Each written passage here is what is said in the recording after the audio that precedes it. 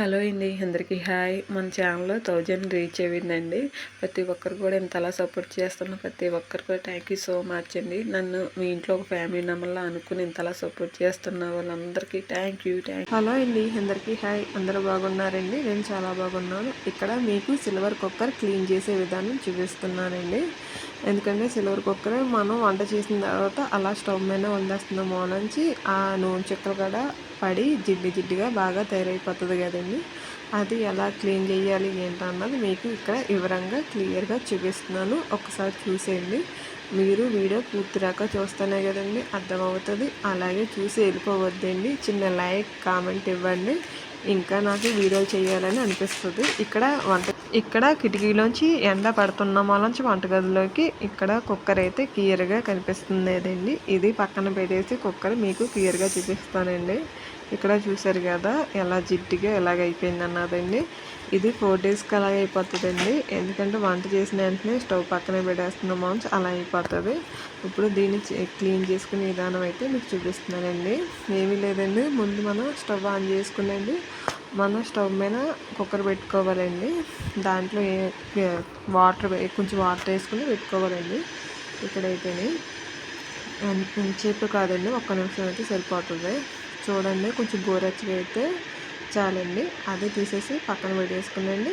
తర్వాత ఎలా క్లీన్ చేయాలన్నది చూపిస్తాను. ఇక్కడ మరి ఎక్కువగా ఏడ్ చేసుకోవద్దండి. హీట్ ఎక్కిపోతే మరి చేయగాలిందంటే మీరు నన్ను తిట్టుకుంటారు. అందుకే కొంచెం గోరెచ్చగా అయితే సరిపోతుందండి. ఇలా ఇల్లు వేసుకునండి. ఈ లిక్విడ్ అయితే బాగా పనిచేస్తుందని మనకి ఏం క్లీన్ చేసుకోనక్కర్లేదండి.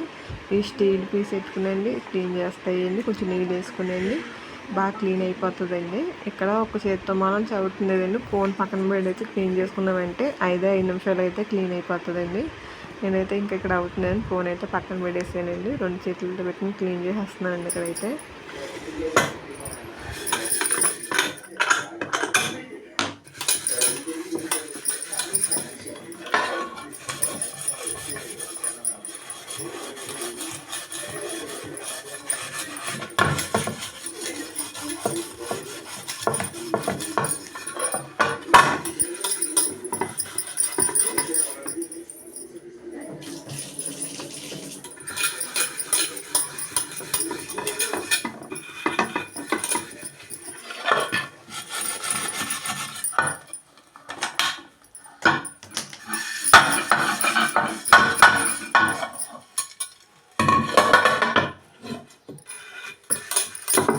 ఇక్కడ చూసారు కదా లోపల కూడా ఎంత జిడ్డు పెట్టేసిందండి. ఇది కూడా సేమ్ డిటో అలాగే క్లీన్ చేసుకుంటే సరిపోతుందండి. ఇది క్లీన్ చేయబోతుకి అది కొంచెం వేడి తగ్గిపోవచ్చండి. అందుకని ఒక్కసారి మళ్ళీ యూజ్ చేసుకునండి. అది కూడా క్లీన్ చేసుకుంటే సరిపోతుందండి. చూసారు కదా, మనం ఫస్ట్ చూసిన దానికి ఇప్పటికి ఎండు సిల్వర్ లాగా వచ్చేసింది, ఎండు దానిలాగా వచ్చేస్తుందండి అంతలా క్లీన్ చేస్తే. ఇంకా అయితే కొంచెం గ్యాప్లో ఉండిపోయిందండి. అది కూడా గట్టిగా క్లీన్ చేస్తే సరిపోతుందండి.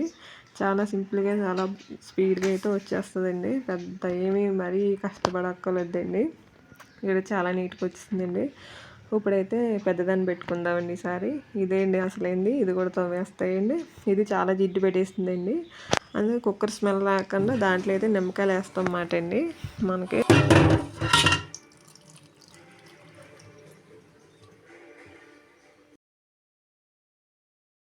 ఇక్కడైతే అండి సేమ్ ఇది కూడా అలాగే క్లీన్ చేసుకుంటున్నానండి లిక్విడ్ వేసుకుని. తర్వాత ఇది కూడా చాలా బాగా క్లీన్ అయిపోయిందండి. చాలా సింపుల్గా ఉంటుంది, పెద్ద టైం కూడా తీసుకోదండి. ఒకసారి ట్రై చేయండి. దీంట్లో అయితే నేను డైరెక్ట్గా అన్నం గడ్డ పెట్టనండి. దీంట్లో మళ్ళీ వాటర్ వేసి మళ్ళీ గిన్నె పెట్టండి, దాంట్లో రైస్ పెడతానండి. ఎందుకంటే సిల్వర్ వాడడం మంచిది కాదంటారు కదండి. అందుకే అండి దీంట్లో గిన్నె ఎట్టి అప్పుడు రైస్ పెడతాను అన్నమాట అండి. అంతే అండి, ఇంత సింపుల్గా క్లీన్ చేసుకుంటే సరిపోతుందండి. నచ్చిందండి, నచ్చితే చూసి వెళ్ళిపోకండి. చిన్న లైక్ కామెంట్ ఇచ్చి సపోర్ట్ చేయండి. Please like comment. Thank you. మరి ఇంకో మంచి వీడియోతో కలుస్తానండి. అప్పుడు వరకు ఉంటానండి. బాయ్.